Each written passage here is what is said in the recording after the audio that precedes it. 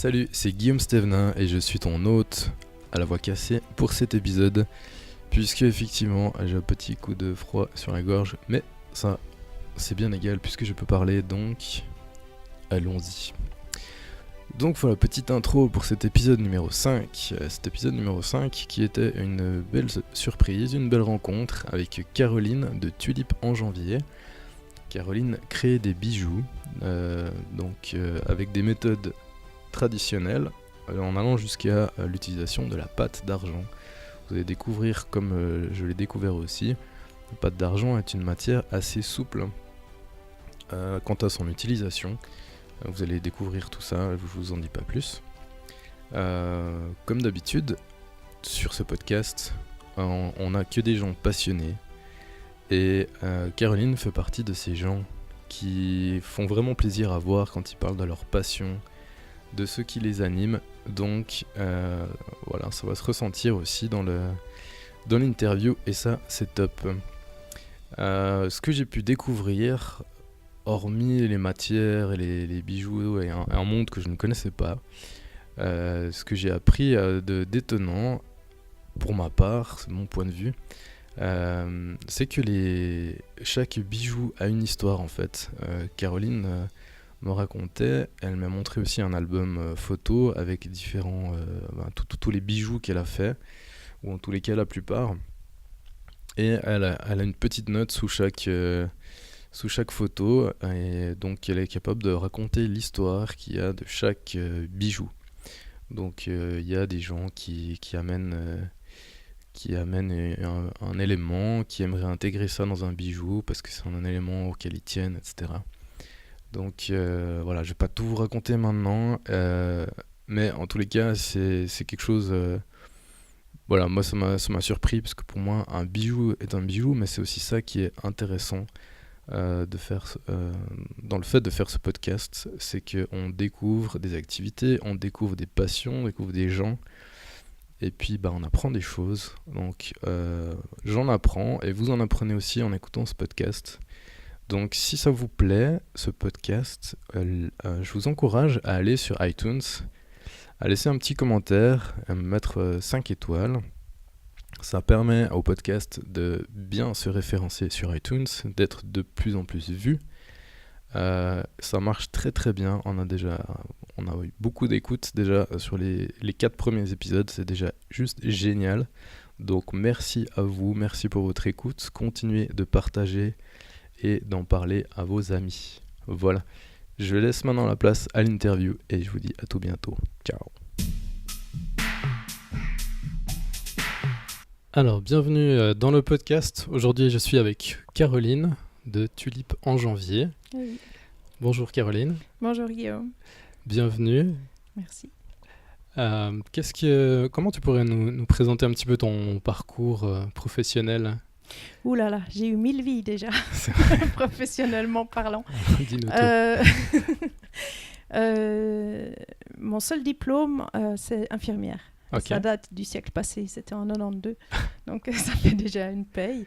J'ai travaillé quelques années comme infirmière et puis après je suis devenue maman, ce qui m'a orientée vers le portage des bébés, la traduction d'allemand en français parce qu'il n'y avait pas de documents à ce sujet en français. Et puis D'accord. après, un séjour à l'étranger m'a fait découvrir une forme de bijouterie qui m'a fait vraiment me dire que c'était ça que je voulais faire. Okay. Mais j'avais déjà fait des bijoux depuis gamine, j'en faisais toujours. D'accord. Et tu as découvert ça à quelle occasion ? Alors j'habitais aux États-Unis à cette époque et puis j'ai suivi des cours et tout à coup j'ai vu il y avait une espèce d'école Club Migros qui proposait différents cours de bijouterie, puis j'en ai vu un, je me suis dit ah ouais ça a l'air cool. Et puis c'était la pâte de métal, la pâte d'argent, puis je suis tombée dedans. Ça c'était en 2007 déjà. Okay. Et puis depuis 2010, je me suis formée alors professionnellement à ce niveau en suivant des cours en Suisse et à l'étranger en la matière. Et puis maintenant, je forme des gens aussi dans mon atelier ici. D'accord. Donc tu fais ça en plus de ton travail, hein, si j'ai bien compris, d'un travail principal, on va dire. J'aime dire que c'est Tulipe en Janvier mon travail principal. Okay. Et puis l'autre, il est un petit peu nécessaire quand même, mais... Voilà. On se comprend. Voilà. Ouais. Ok, excellent. Donc, Tulipe en janvier, pourquoi ce nom? Ah, ça, c'est une question qui revient souvent. Ouais.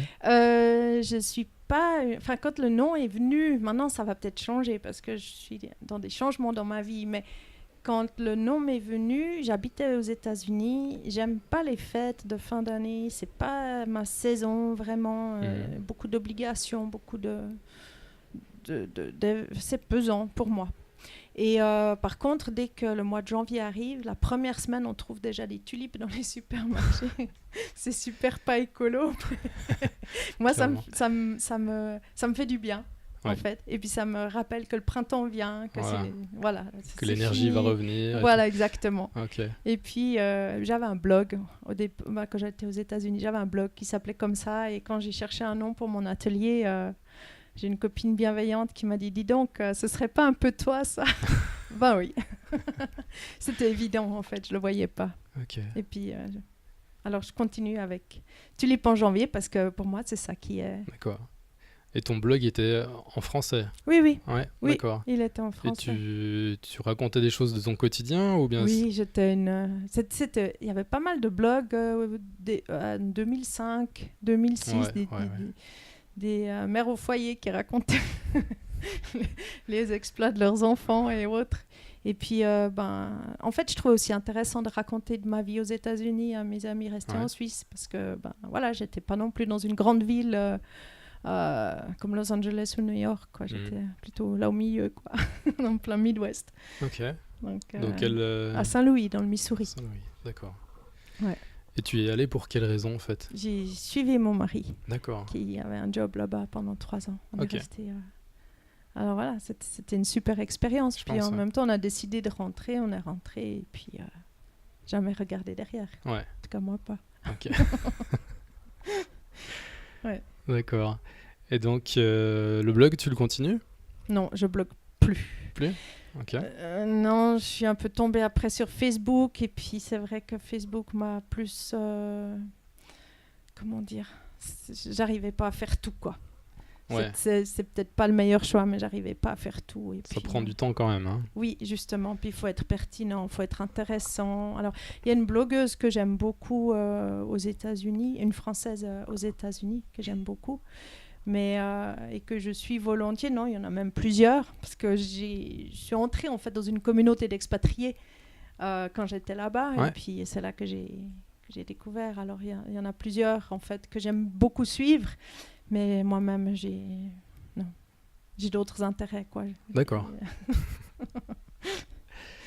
Et donc maintenant, tu crées des bijoux? Je crée des bijoux avec un médium génial qui s'appelle la pâte d'argent. C'est une pâte à modeler, si on ose dire. Ça semble qu'on la galvaude en disant pâte à modeler, mais en fait, c'est vraiment mou. Oui. Et c'est composé de particules d'argent, d'un liant organique et puis d'eau. Donc, et ça se met en forme quand c'est mou. Puis une fois que c'est sec, c'est comme, en fait, ça ressemble à de l'argile. On laisse sécher.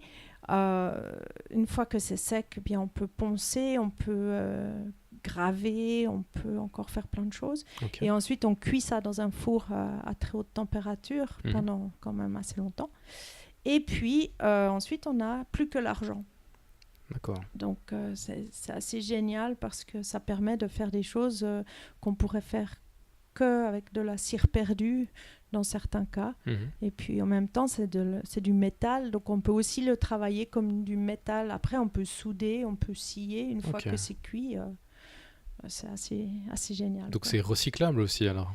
Alors, tu pourrais refondre un bijou qui te plaît plus, bien sûr, puis... oui. Ouais. Alors, tout à fait. Je peux refondre un bijou en argent qui est cuit. Et puis, tant qu'il n'est pas cuit, il est sous forme sèche, eh bien, je peux le réduire en poussière, rajouter de l'eau et puis recommencer. Excellent. Oui, excellent. Ouais. J'adore ça. Alors, mais je travaille de préférence l'argent parce que c'est ça qui m'est le plus satisfaisant. Mais on peut travailler avec du bronze aussi, du cuivre ou même de l'acier. Okay. Qui existe aussi sous forme de pâte, en fait, ou de poudre qu'on reconstitue en mettant de l'eau. D'accord. Donc là, pour décrire un petit peu, là tu nous as amené quelques bijoux, donc il y a des bagues. Oui, alors ça c'est des bijoux que j'ai fait ces 10 derniers jours. Hein. Je pense que j'avais envie de couleur, je crois, et j'ai ressorti mes affaires d'émail et je me suis amusée à mettre de la couleur. Donc ça c'est une bague que j'avais, qui était brute en argent en fait, et j'ai rempli les petites alvéoles avec du bleu et du noir. Comme ça, pour faire un motif assez sobre en fait. Mais ces couleurs, c'est pas la même matière que tu disais C'est avant. de l'émail. C'est de l'émail. L'émail, c'est une poudre de verre qui fond à très haute température et puis qui fait une couche de couleur en fait sur le bijou. Ok, donc tu as un outil, genre une espèce de seringue ou quelque chose pour mettre à chaud le... Non, ça se met à froid. Ça se met à froid, c'est mouillé. C'est un petit tas de poudre avec une goutte d'eau. Oui. Qu'on va appliquer avec un pinceau très fin dans les alvéoles. Et puis, quand c'est sec, ça sèche très vite parce qu'il y a très très peu d'eau. On met dans le four et le verre fond. C'est du verre fondu, en fait. Mais ça s'applique à froid. Donc, tu dois le faire en plusieurs parties, puisque comme c'est un cercle, voilà, ça se renverserait. Hein, voilà, exactement. Plusieurs passages au four. Voilà, d'accord. Alors, j'ai fait les feuilles d'automne, là, je me suis amusée. Donc tout ça, c'est parti de moulage. Les feuilles sont parties de moulage. Après ça, je me suis amusée. Il faut que je m'exerce un petit peu à faire des dégradés de couleurs fluides. Enfin, pour le moment, je m'amuse. Hein. Je passe énormément de temps à m'amuser. C'est le but. Oui, absolument. Tout à fait. Et puis, voilà, quand ça me plaît bien, cette bague, par exemple, avec toutes ces petites billes, ces bulles de couleurs, elle me plaît beaucoup. Elle a beaucoup de succès aussi sur Instagram. Quand je l'ai postée, c'était un peu les hauts et les A. Puis ça m'a inspiré d'en refaire, mais en mieux. Alors j'ai refait un moule. J'ai refait une surface dans une mousse pas très épaisse. J'ai fait un design qui me plaisait bien. Et puis j'ai préparé une bague à partir de ça. Et puis cette bague, là, elle est à l'état pas cuit, en fait. D'accord. Et puis en cuisant, elle va déjà rétrécir un petit peu et puis elle va devenir de l'argent fin, de l'argent pur. Ok, et si on reprend depuis ton chablon, c'est ça, hein? Ouais, un moule. Un moule en mousse, donc c'est assez petit, hein? C'est quoi, 3 cm sur 1 cm à peu près? Ça ouais, c'est 7,5. 7,5, ouais, ok. 7,5 cm sur 1 cm à peu près. Et à partir de là, tu étales la matière dessus? J'ai étalé la pâte dessus, exactement. Et puis je l'ai enroulée autour d'un mandrin. Voilà, ok. J'ai laissé sécher en forme. Puis après, j'ai fait les finitions avant cuisson, quoi. Donc à ce stade, cette bague, si elle tombe, elle se casse. Oui. Et puis en même temps, si elle me plaît pas, je me dis, oh tant pis, je la refais, je la remets en poudre. Et puis je la remettrai un petit peu d'eau. Et puis, donc ça, c'est super versatile parce que justement, on peut graver quand c'est sec. On peut faire des moules avec... ça s'appelle du scratch foam. Mais ça peut être comme les fondés surgelés, en fait. Ouais. D'accord. Mais on peut utiliser de la pâte polymère, de la pâte Fimo pour faire des moules aussi. On peut utiliser de la silicone bicomposante. On peut prendre des empreintes... de la nature, des écorces ou des trucs comme ça pour mettre après la pâte d'argent dedans et puis faire des moulages. Donc c'est quand même pas mal de pouvoir laisser libre cours à ton imagination en disant de toute façon je peux réutiliser la matière quoi qu'il arrive en fait. Alors il y a des gens qui sont très stressés de travailler cette matière parce que c'est de l'argent et puis que ça coûte comme à peu près 3 francs le gramme puis que voilà on veut pas gaspiller. Mais quand j'étais aux États-Unis, ma prof était très stressée. Il paraît que des fois, je suis aussi un peu stressante par rapport à mes élèves. Mais je leur apprends aussi à récupérer la poudre parce qu'on va la réutiliser. Mais pour moi, non, maintenant, je suis assez décomplexée de ce que j'utilise parce que ça peut toujours être aussi repris plus tard, ultérieurement. Ça ne me plaît pas trop maintenant. Je ne sais pas trop comment avancer. Je ne sais pas trop comment le finir. Tant pis, je laisse de côté et puis je le reprendrai après. Si c'est vraiment, vraiment une catastrophe, ça partira au recyclage. Ouais.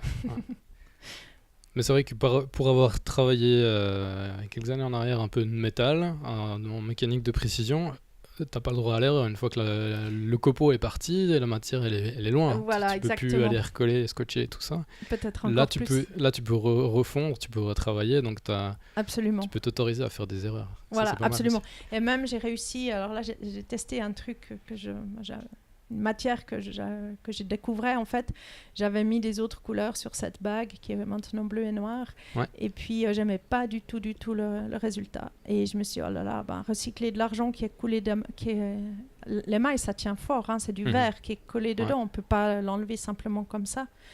Et j'ai essayé une matière qui est censée favoriser d'enlever l'émail, et ça a super bien marché, donc j'ai pu la sauver, puis remettre quelque chose qui me plaisait bien dessus, et voilà. Donc je suis super contente. Ouais. Donc maintenant, avec Tulipe en janvier, qu'est-ce que tu proposes à part, j'imagine que tu les vends, bien sûr. Oui, alors je vends des bijoux. Ça va être bientôt remis online, hein, parce que ma page web, elle est en train d'être faite. Elle sortira à la fin du mois. Ouais. Donc il y aura une boutique qui devrait être bien achalandée. Je vais sur des marchés.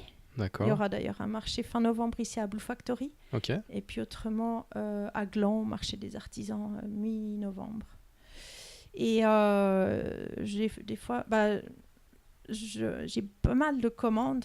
J'ai beaucoup de travail de commandes, des gens qui aiment bien ce que je fais, et puis qui viennent avec une idée, et puis soit ils la réalisent eux-mêmes, parce que je les encourage aussi à réaliser eux-mêmes ce qu'ils aimeraient faire. Ou alors ils me disent non, mais c'est vous qui faites. Alors voilà. D'accord. Donc ça c'est par rapport aux bijoux. Autrement, je propose des cours, des ateliers où on peut apprendre soit de façon formelle, soit de façon informelle le travail de la pâte d'argent. Ouais. C'est en petit groupe? Moi je donne aussi des cours à une seule personne. Oh d'accord. Ouais. J'attends plus d'avoir X personnes inscrites parce que pour trouver les bonnes dates pour tout le monde, c'était casse-tête. Donc maintenant, premier venu, premier servi. Oui. Et puis, ça ne me dérange pas du tout. C'est toujours des magnifiques rencontres. Ouais. Pour moi, c'est des journées super. J'ai des cours le mercredi soir. Ça, c'est pour les gens qui ne peuvent pas libérer une journée entière, mais qui veulent venir ici comme d'autres iraient faire du yoga ou chanter dans un chœur. Donc, ils viennent le mercredi soir faire des bijoux. Okay. Ça dure combien de temps? C'est 2 heures. 2 heures. De 8 à 10. Okay. Et puis ils peuvent venir plusieurs fois. En tout cas 2 fois. Mais après, ils décident encore une fois ou j'arrête, comme ils veulent. Et je propose aussi des ateliers anniversaires, par exemple, à partir de 12 ans. Ça peut être sympa d'avoir entre 4 et 6 jeunes qui se font un bijou. Le truc, c'est que la pâte d'argent, on peut la cuire dans un four. C'est ce que je fais. Oui. Pour toutes mes pièces qui sont vendues, qui sont commandées, le niveau professionnel, c'est le four. Ouais. Mais le niveau amateur permet de les cuire avec un chalumeau de cuisine. D'accord. Ce qui est assez génial d'ailleurs, parce qu'on voit toute la transformation. Donc ça, je l'enseigne aussi dans mes cours pour que mes élèves comprennent ce qui se passe. Excellent, quand la pièce prend feu, quand il y a tout ce mécanisme du fritage là, dans une belle couleur orangée. Mais c'est ça qui est spectaculaire pour les gens qui viennent juste pendant 3-4 heures.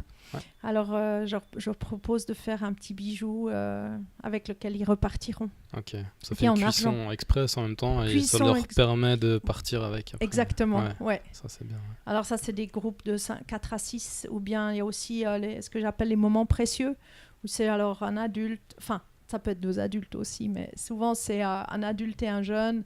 Ça peut être une marraine et son filleul, ou sa filleule, ou... c'est des fois des occasions de première communion, enfin des anniversaires un peu particuliers pour une expérience spéciale. D'accord. Et ça, j'adore aussi. Alors, les cours, c'est quelque chose d'important. Enfin, mes cours et ateliers, c'est quelque chose d'important pour moi. Ouais. Parce que ça répond aussi à un besoin, je trouve. Qu'est-ce que ça t'apporte justement de donner ces cours? Pour moi, c'est le partage de quelque chose qui me passionne. Ouais. Et puis, c'est les rencontres extraordinaires avec des gens extraordinaires. Puis qu'ils sont touchés par... je mets... mon petit motto, là, c'est se faire du bien en créant du beau. Ouais. Et j'ai remarqué que pour moi, en tout cas, la création de bijoux m'a énormément apporté à plein d'égards, même une ouverture au monde. Et j'ai l'impression que les gens qui viennent ici, ils viennent aussi s'ouvrir à quelque chose. Ils le perçoivent aussi. Oui, ouais, je crois. Ils ressentent que tu es épanoui dans ton activité. Voilà, je crois. Donc c'est un bel échange. Je crois que c'est vraiment win-win quand il y a un cours qui a lieu. Ouais. Alors ça, j'apprécie beaucoup. Et d'où ça te vient alors, cette envie de créer ces bijoux? Tu dis que tu as commencé depuis toute petite. Est-ce que tu te rappelles des premiers que tu as fait? Absolument. Ouais. Oui. J'aurais rêvé d'avoir les oreilles percées. Et puis ça se discutait pas quand j'avais 8-10 ans, je pense. Et j'ai fait des boucles d'oreilles comme si j'avais les oreilles percées, et avec des crochets que j'ai construits avec du fil de fer du jardin, quoi. Ouais. Une pince de jardin de l'atelier à mon père. Enfin, il avait quelques outils à la cave. Je suis allée chercher une petite pince, et puis j'ai commencé à enfiler des perles. Je faisais ça avec une copine, puis avec ma sœur. On faisait...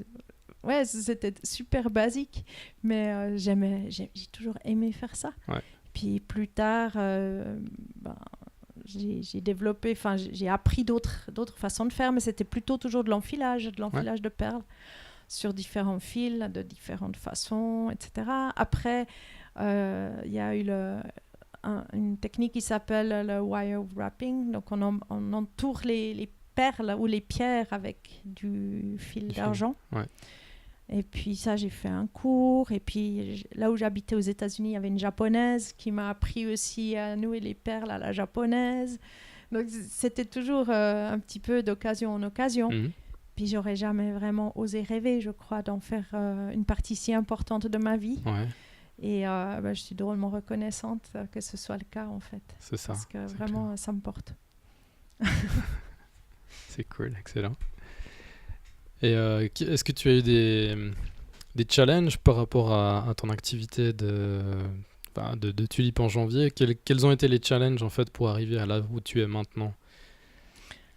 Alors, il y en a eu plusieurs. Il y en a eu la professionnalisation, je dirais, qui était de prendre des cours avec les bonnes personnes au bon moment, aux bons endroits. Donc, chercher des personnes qui sont aptes à donner des cours de bonne qualité. Ensuite, se constituer un atelier correct, avec du matériel correct. Mon premier four, j'ai demandé si on voulait bien se cotiser pour mes 40 ans pour peut-être m'aider à démarrer ça. Donc voilà, c'était... Et puis alors, un gros challenge que je trouve, c'est mettre le bon prix sur le bijou. Ouais. C'est difficile d'oser se vendre, en fait. Je crois que ça touche beaucoup les artistes, mais peut-être tout le monde en général. C'est d'avoir la conscience de la valeur de son travail, puis de l'accepter, pas se dire « mais je suis gonflée » mais non, j'ai travaillé. Ça remet beaucoup en question, ça remet beaucoup en question, exactement. Et puis c'est vraiment un apprentissage. Après, autre chose, ça fait peut-être un peu gonfler quand je le dis, mais accepter les compliments. Oui. C'est génial ce que tu ouais, mais puis pas avoir le syndrome de l'imposteur, surtout que j'ai pas fait un CFC. Une grande fierté que j'ai, c'est que j'ai un bijoutier qui est venu, qui avait fait un apprentissage de bijoutier, qui est venu apprendre des techniques chez moi. Là, j'étais waouh. Alors j'en ai appris de lui aussi, mais je me suis rendu compte, c'est pas parce qu'il a fait un apprentissage de bijoutier qu'il sait tout faire. Et puis il y en a de plus en plus, parce que maintenant on arrive à se former de différentes façons. Ça, c'est clair. Alors après c'est peut-être moins bien reconnu, etc. Mais on arrive à prouver justement par ce que tu produis que c'est possible. Oui, tout à fait. Ouais. Alors ça c'est quelque chose qu'il faut noter. C'est pas facile mais de se mettre en valeur aussi quand on n'a pas le diplôme qui va avec. Ouais. Mais en même temps, il y a aussi la question, est-ce que vous en vivez? Non, mais vous en vivez. Non, mais vous vous en tirez. En Suisse, on ne parle pas volontiers des affaires d'argent. Non, donc, la première, ça ne te regarde pas. Et puis après, il y a un mot magique, c'est pour le moment, en fait. C'est deux mots, trois petits mots. Non, pas pour le moment. Pour le moment, je n'y suis pas encore, mais... je le vise. Ouais, c'est l'objectif. Voilà, exactement. Ouais. Je ne sais pas quand ça arrivera, mais j'y travaille. Et chaque année, ça va mieux et je professionnalise l'apparence. J'ai eu la chance de tomber tout au début sur un graphiste génial qui m'a fait un logo super que j'adore et que j'ai pas du tout envie de changer. Après, j'avais fait ma première page web toute seule avec Google Page, je sais plus trop quoi. Après, j'ai demandé à une connaissance qui est webmaster de m'aider. Et puis maintenant, je l'ai filé cette année à un professionnel. Donc, c'est aussi parce que je peux me le permettre. Donc, ça, c'est vraiment super. Une belle évolution. Quoi. Voilà, exactement. Ça va. J'ai commencé il y a 8 ans. Ça va petit à petit. Hein. M'enregistrer au registre du commerce. Ouais. Ça, c'était une étape. C'était une étape. Ouais. C'était pas obligatoire, mais j'ai trouvé que c'était important quand même. Après, c'est une crédibilité quand même. Voilà, exactement. Donc, c'est des choses petit à petit. Je l'ai fait à mon rythme. Mais j'ai aussi... j'essaie de réfléchir en termes... Quel est mon objectif pour l'année qui vient? Là, j'ai pas encore décidé pour l'année prochaine. Parce que j'en avais des gros à titre privé cette année. Et puis, c'est bon. C'est bon, ils sont incomplets. Oui. Puis t'en as encore d'autres pour Tulipe en janvier? Alors, d'objectif normalement, 2018 pour 2018, c'est finir en beauté. Hein. Ça veut dire quoi? Je vais avoir des marchés qui auront un succès, qui me permettront aussi d'avancer. Après... Des marchés de Noël ou des marchés il y aura le marché ici, la Blue Factory, 29-30 novembre. Et puis aussi le marché le week-end des artisans à Gland, le 9, 10, 11 ou 10, 11, 12, mi-novembre. Okay. Alors ça, c'est, en tout cas à Gland, en général, c'est un super marché pour moi. Enfin, un marché super pour moi. Et puis, ici, on verra, ce sera une première pour tout le monde. Donc, je me réjouis beaucoup. J'aimerais bien faire d'autres marchés sur Fribourg, mais c'est difficile, je trouve, d'y entrer. Il faut persévérer, puis je suis peut-être pas assez persévérante de ce côté-là. Alors, je vais ailleurs, c'est pas grave. Donc, oui, pour 2018, essayer de finir l'année avec un atelier à peu près rangé pour accueillir un bouquet de tulipes au mois de janvier. Voilà, puis en 2019, alors il y aura le redéménagement de mon atelier pour aller à la Maison des Artistes. Ça, ce sera encore un gros morceau. Ouais.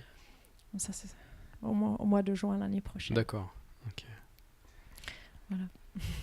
Et pour revenir à ton taux d'activité, là, si tu arrives à quantifier plus ou moins, parce que quand on est indépendant, c'est difficile de mettre un pourcentage, mais quelle proportion de ton temps de travail de la semaine a pris ton activité?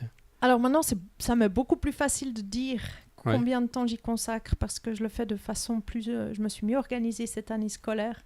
J'ai donc un autre travail qui me fait aller dans toutes les écoles du canton pour parler des sources d'énergie. Je présente les différentes sources d'énergie aux enfants de 5, 6, 7 et 8 H. Et ça, je le fais les lundis et les mardis. Donc après, du mercredi au vendredi, éventuellement encore pendant le week-end, je suis à mon atelier. Ouais. Mais maintenant que j'ai aussi plus mon atelier dans mon domicile, j'apprécie les week-ends où voilà, je fais autre chose. Ouais. Ça, c'était aussi un grand pas en avant pour moi, en fait, cette année, de mettre mon atelier en dehors de ma maison, en dehors de là où j'habitais.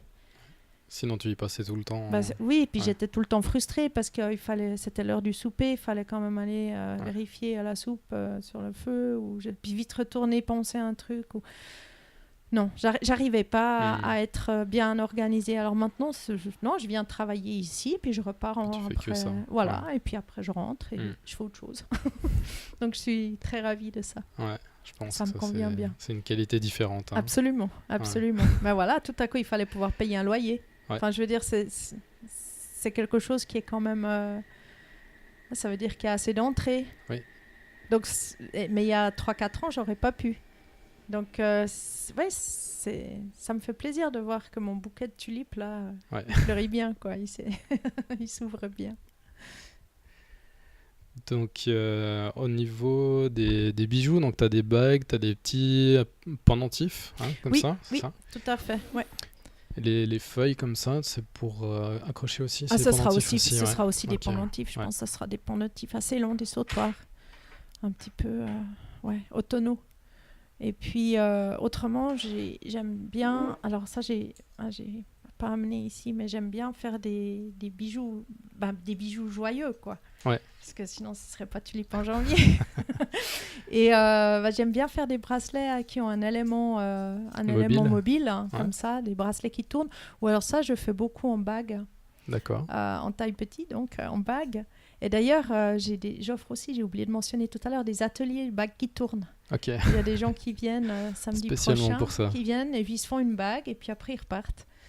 Donc ça j'aime beaucoup faire, mais ça c'est pas du tout fait avec la pâte, c'est fait alors avec des plaques d'argent. D'accord. Et puis autrement, qu'est-ce que j'ai apporté encore ici? Il y a des pierres serties qui sont entourées de pâtes de métal. Là, il y a une combinaison avec de l'émail et puis de l'or aussi, de la feuille d'or qui est plaquée avec une technique qui s'appelle Kumbo. C'est une technique très ancienne qui vient de Corée et qui part du principe que de l'or pur peut adhérer à de l'argent pur sous la pression et la chaleur. D'accord. Donc, je chauffe l'argent sur lequel j'ai déposé une feuille d'or qui fait à peu près 13 microns d'épaisseur, donc c'est vraiment pas beaucoup. Oui. Et en chauffant, après je passe un outil qui s'appelle un brunissoir qui lisse, qui me permet de lisser la feuille d'or sur l'argent. Et le tout est chaud et après ça adhère, ça crée vraiment un lien physique entre les deux. Ça c'est aussi une technique que j'aime énormément pratiquer. Et je trouve que c'est sympa de la combiner avec l'émail. Et puis j'aime raconter des histoires avec mes bijoux. En général, soit c'est l'histoire que les gens me racontent, soit ça m'a pris de raconter des choses bien d'ici, en fait, avec de faire une petite poya comme ça. Oups. Donc en gravant, en gravant la pâte quand elle est sèche. Donc on peut la dessiner. Là, en fait, je l'ai gravée avec une machine, mais on pourrait la graver à la main. Si on est doué en dessin, on peut la graver très bien à la main. J'adore les combinaisons de perles avec l'argent. Donc là, c'est des perles de lave avec des perles en argent, des perles creuses en argent. Puis comment tu fais pour te procurer toutes ces matières Alors l'argent, je le commande en Suisse, la plupart du temps, des fois aux États-Unis, selon ce que je veux. Et les métaux de base, parce que ça existe aussi en cuivre, en bronze ou en acier. Ça, je commande soit en France, soit aussi aux États-Unis. Les perles, y a un super magasin de pierres en fait ici en ville, donc j'y vais. Et autrement en voyageant. Oui. En voyageant, j'aime beaucoup. Là, j'ai par exemple, un collier. Ça va faire un peu du bruit, je pense, en le sortant. Mais c'est un collier que j'avais appelé la Belle Histoire. Et là, il est en bronze. Et les pierres c'est du verre qui vient du temps des Romains. D'accord. C'est du verre archéologique trouvé dans des fouilles à Jérusalem. Et je trouve que c'est assez génial. Ça raconte une histoire aussi. Ouais. Alors, donc tu as une histoire pour chaque collier? Mais quasiment. Ouais. Quasiment. Puis là, pour la poya, alors c'est quoi l'histoire? Ça me vient tout à coup. Je me suis dit, mais voilà, si j'ai envie de graver quelque chose, c'est quoi mon identité? Je suis pas fribourgeoise, bon d'accord, mais j'habite ici maintenant depuis 10 ans. Ouais. Je suis touchée par la culture fribourgeoise. Si j'entends Laurent des Vaches, j'ai la chair de poule. Si je vais en haut du Molaison puis que quelqu'un arrive avec son corps des Alpes, je suis toute ébobie, mais j'arrive pas à sortir un son. Mais voilà, ça devient une partie d'un patrimoine qui m'est important, qui me touche. Ouais. Alors pourquoi pas lui rendre hommage aussi sur un bijou. Je fais des paysages aussi. Je suis attachée au pays d'en haut. Alors j'ai essayé de représenter les montagnes du pays d'en haut. Ouais. Voilà, ça c'est vraiment des choses que j'aime faire. Mais ça me vient comme ça. Je réfléchis pas pendant 107 ans. Je crois que ça fait partie de moi. Ok. Par contre, je suis pas très douée avec un papier et un crayon. Ce sera pas ma façon de le faire, quoi. On peut pas être bon partout, hein. Chacun a sa spécialité. Voilà, exactement. Puis des fois, on peut se faire aider, donc ça c'est chouette. Il y a des chouettes machines en tout cas. Oui, c'est clair là en plus. Dans le bâtiment, il y a de quoi faire. Il y a de quoi faire. J'utilise pas encore, mais il y a de quoi faire. Donc la prochaine étape, là, c'est la mise en ligne de la boutique. Oui, il y a toute ma page web qui est en train d'être faite. Ce sera toujours la même adresse, tulipenjanvier.com. Mais elle est vraiment en train d'être travaillée par un professionnel et la mise en ligne est prévue pour la fin du mois, quoi. Donc, il faut que je continue de photographier 2-3 pièces, les mettre sur la boutique. Je fais ma part, hein. Et puis le spécialiste, il fera les switches, les transbahutage d'un hébergeur à l'autre, parce que là, ça me dépasse complètement. Ça m'intéresse pas non plus. C'est pour ça qu'il faut déléguer. Voilà, puis il y a des pros, hein. Il y en a. Voilà. Et alors ça, je me réjouis beaucoup. Là, je pense que c'est important. Il y a 2 ans, il y a une dame que j'ai croisée à une caisse de supermarché. Je la connaissais un tout petit peu, mais je lui dis un grand merci aujourd'hui. Et elle me dit, t'as un compte Instagram? J'ai dit, non, moi juste Facebook. Elle me dit, mais tu devrais. Mais ça m'a changé la vie. Enfin, ça a changé la vie de Tulipan Janvier d'avoir ce compte Instagram. J'aurais pas pensé.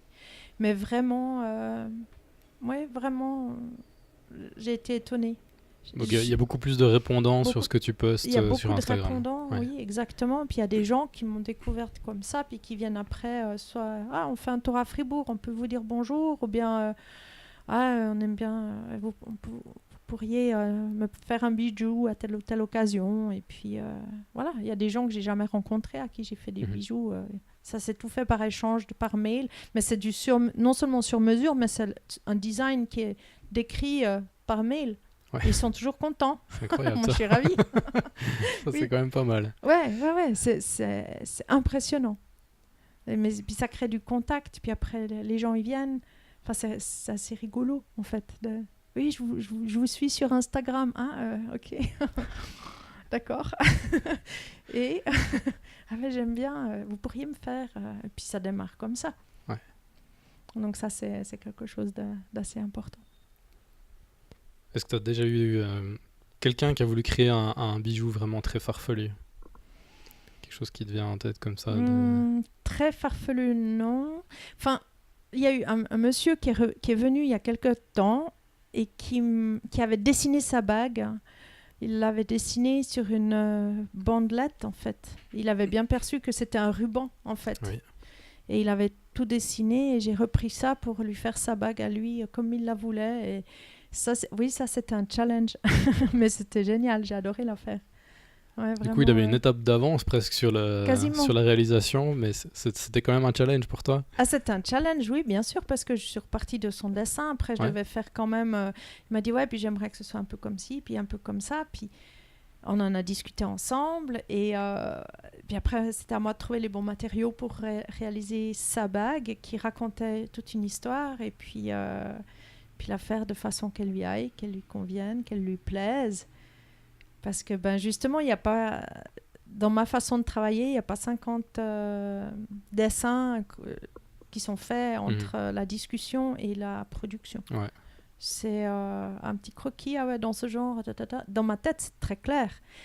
Puis visiblement, les gens, ils sont contents de ce que je leur propose. Mais c'est vrai que j'ai pas fait de cours de dessin de bijouterie avec la gouache et puis ces dessins admirables.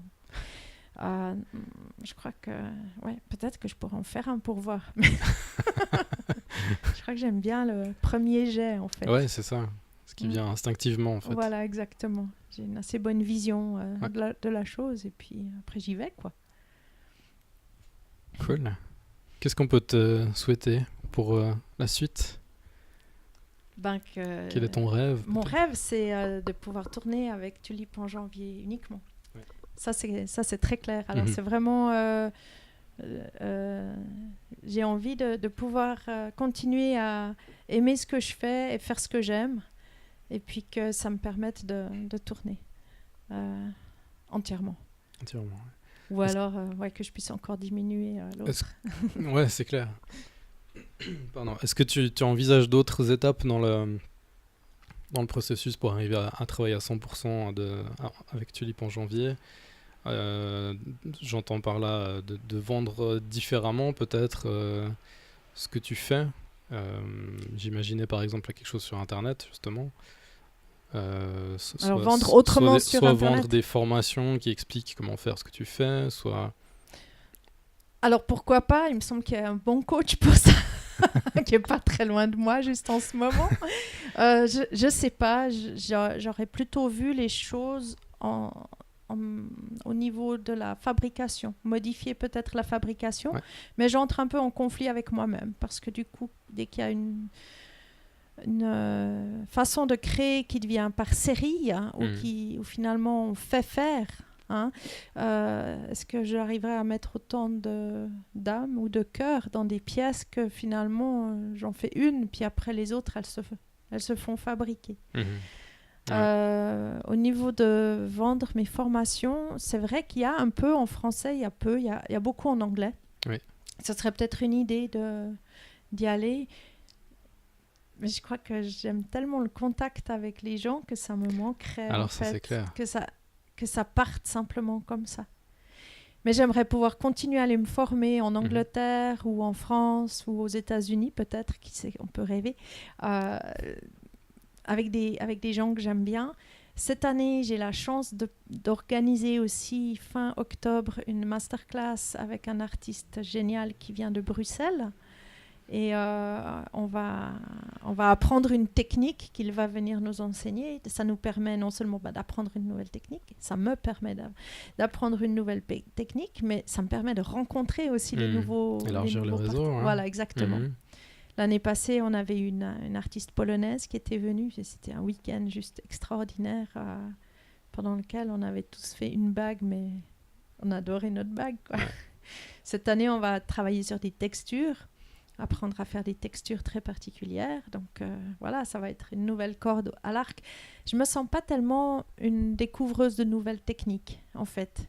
Je suis assez bien pour utiliser les techniques que j'apprends et puis éventuellement, si l'occasion se présente, enseigner. Je ne vais pas prendre un cours chez quelqu'un pour aller enseigner ensuite ce que j'ai appris à quelqu'un d'autre, mais l'intégrer dans un cours, je pense qu'il y a des tuyaux qui se donnent comme ça.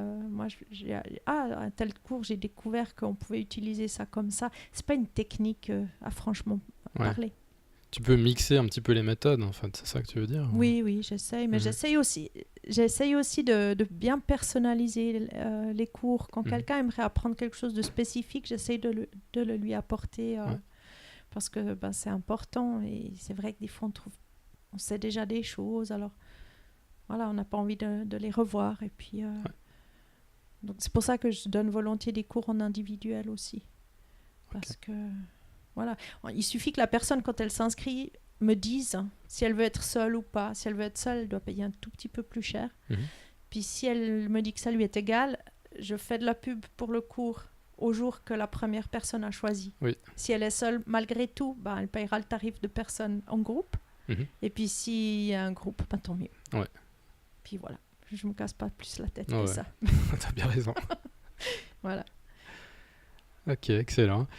Alors, où est-ce qu'on peut te retrouver sur Internet? Tu as dit tulipenjanvier.com. Tulipenjanvier.com, Facebook, tulipenjanvier, Instagram, devinez quoi, tulipenjanvier. C'est en 3 mots, tulip, puis le underscore en underscore janvier. Ok. Et puis j'ai une newsletter que j'envoie de temps en temps, donc on peut s'y inscrire, on peut m'envoyer des mails à info@tulipenjanvier.com. Il y a le S à Tulip, c'est important. Tulip en janvier. Et puis je suis près de la Blue Factory. Je suis de temps en temps au menteur. On peut m'appeler comme ça. Et oui, je pense que je suis assez présente sur les petits réseaux sociaux. Actuellement, en tout cas. Cool. Alors, il faudra me donner toutes les infos dont tu m'as parlé, comme ça je pourrai rajouter dans l'épisode. Tous les gens pourront aller trouver les infos, les marchés et tout ça. Super, ouais. Et un grand merci pour m'avoir accordé ce temps. C'était très chouette de découvrir ton activité. Merci. J'ai eu du plaisir aussi. Première fois que je participe. Premier podcast. Voilà. La classe. C'est mieux que la radio. Ouais, je sais pas. Je peux pas comparer. Je plaisante. pas l'expérience. Pas l'expérience. Bah, je pense que c'est plus ou moins la même chose. Sympa, C'est de l'audio. Voilà. Donc, je te souhaite tout de bon en tout cas. Merci beaucoup. Puis on aura l'occasion de se revoir. J'espère. Merci beaucoup. D'accord, merci. Ciao. Au revoir.